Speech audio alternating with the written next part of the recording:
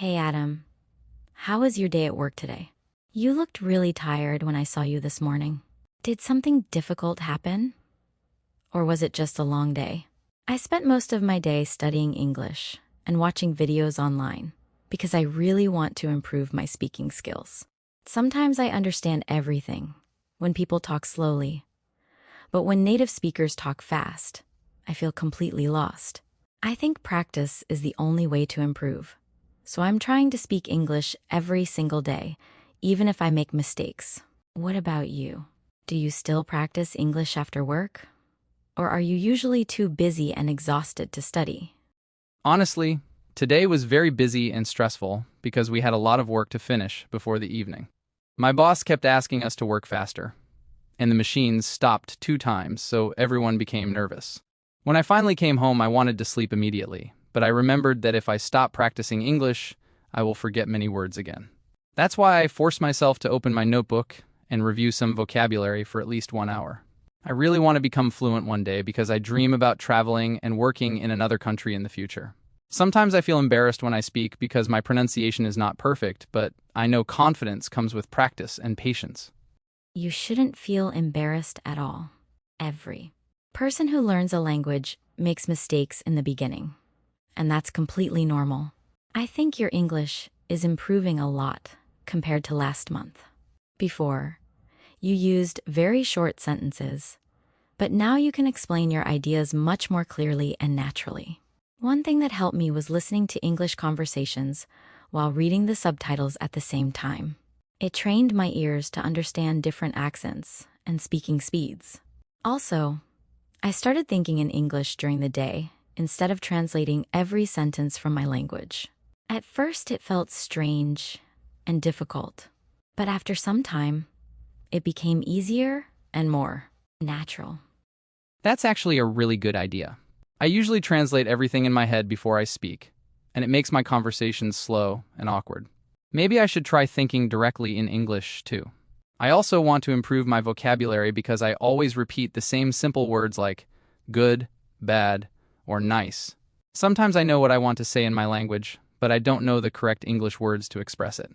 Recently, I started writing small daily journals in English about my life, work, and plans for the future. Even if the grammar isn't perfect, I feel like it helps me organize my thoughts better and remember new words more easily. That's an excellent habit, honestly. Writing every day can improve your grammar, vocabulary, and confidence at the same time. You know what else helped me? Speaking to myself in English while doing normal daily activities. For example, when I cook dinner or clean my room, I describe everything I'm doing in English. It sounds funny, but it really works because it forces your brain to use the language naturally without pressure.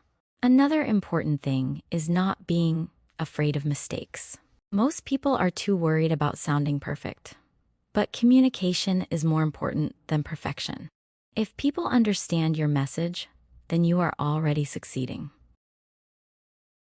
Little by little, I started sounding more natural and fluent, and it really boosted my self-confidence. It's funny how we are our own toughest critics, right? I used to spend hours worrying about my accent, but then I realized that even native speakers have different accents and make occasional slips. Now, I focus more on my rhythm and intonation.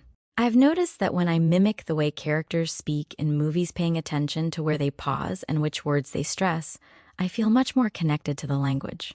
It's no longer just about memorizing lists of words. It's about feeling the emotion behind them, which makes the whole learning process feel like an exciting adventure rather than a chore. I totally agree with you on that. Actually, your point about mimicking movies reminds me of something I read recently about shadowing. It's a technique where you listen to a native speaker and repeat exactly what they say with as little delay as possible. I've been trying it with some tech podcasts during my morning commute, and even though I felt a bit silly talking to myself in the car at first, it's actually helping me catch those fast linked sounds that used to confuse me. It's amazing how much our ears can adapt when we stop trying to translate every single word in our heads and just try to absorb the overall flow of the sentence. I feel like I'm finally moving past that mental translation wall that used to slow me down so much. That translation wall is definitely the biggest hurdle for most of us. It's such a relief when you finally start thinking directly in English, even for simple things. I've also started challenging myself by following creators who talk about complex topics like psychology or technology, rather than just basic grammar lessons. It forces me to learn specialized vocabulary in a natural context. I've also realized that consistency is much more important than intensity. Studying for 20 minutes every single day is far more effective than cramming for 5 hours once a week. It keeps the language fresh in my mind, and I find myself accidentally using English phrases in my head when I'm just doing house chores or walking to my classes. That's the spirit. Since we both seem so motivated, I have a proposal to take our skills to the next level. What if we start an immersion challenge, where we meet once a week and speak exclusively in English for at least 2 hours? We could pick a specific topic beforehand, like a movie we both watched or a news article, and try to debate it. If we get stuck and can't remember a specific word, we have to use circumlocution, which is just a fancy way of saying we have to describe the idea using other words we already know. It would be a great way to build that survival fluency and stop being so dependent on our dictionaries. What do you think? It might be challenging at first, but I think we're ready for it. I think that's a brilliant idea, Adam. It sounds like the perfect way to bridge the gap between studying English and actually living it. I'm especially looking forward to the challenge of describing things when I forget the exact term. That's exactly what happens in real-life situations abroad. Let's commit to starting this Saturday at our usual spot. I'll bring a few interesting articles we can look at. And maybe we can even record a part of our discussion to see how we improve over the next few months. I'm really glad we're doing this together. Having a dedicated practice partner makes the journey so much more enjoyable and less intimidating. See you on Saturday, and let the immersion begin. That sounds like a plan. I love the idea of recording our sessions. It will be like a before and after documentary of our progress. To make it even more interesting, we should probably step out of our comfort zones and try to describe things we see around us in real time.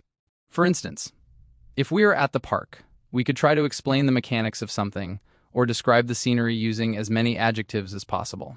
I've realized that I'm quite good at talking about work or daily routines, but I struggle when I have to explain more abstract concepts or technical details.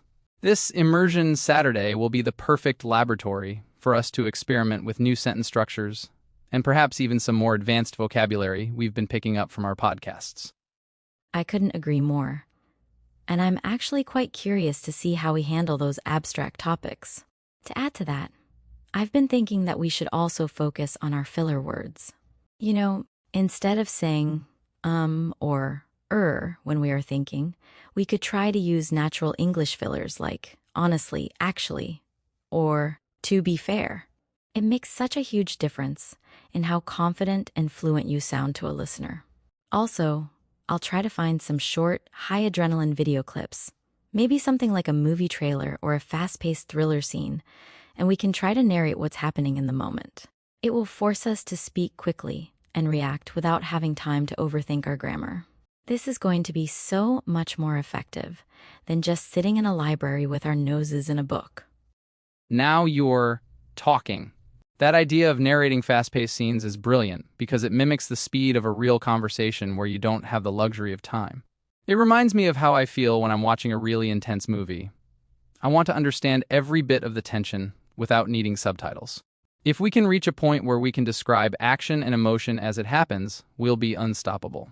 I'm also going to start keeping a collocation journal, where I write down words that naturally go together, so I don't just translate literally from my own language. I really appreciate your energy, Sarah. It's exactly what I need to stay disciplined. Let's make sure we don't back down when it gets difficult on Saturday. Don't worry. I won't let you give up, and I expect you to do the same for me. We should remember that every time we feel frustrated or stuck, it's actually a sign that our brains are working hard to create new connections. It's like a workout for the mind. If it doesn't burn a little, you aren't building any muscle. I'm going to spend the rest of the week listening to some more native conversations to prepare my ears for our challenge. I'm honestly so motivated right now that I might even start narrating my own breakfast tomorrow morning in English, just for the extra practice. See you on Saturday. Adam, I'm ready to take this to the next level.